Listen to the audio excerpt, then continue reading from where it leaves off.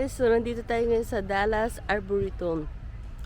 So ito yung pinaka last day ng mga pumpkins. Ang daming tao. But it's okay. So let's go guys!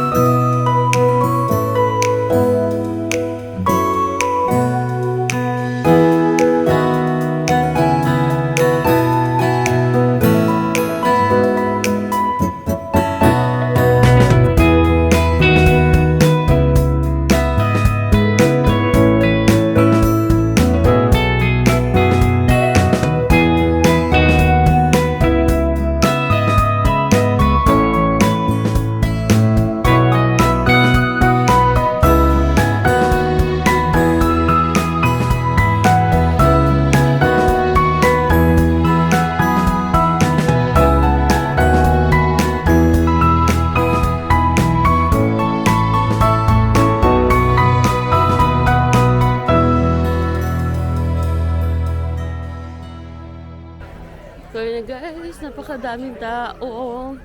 Last minute na. So, nilanam-nam na namin ang last day ng pumpkins. So, thank you Fall 2025. It's so much great.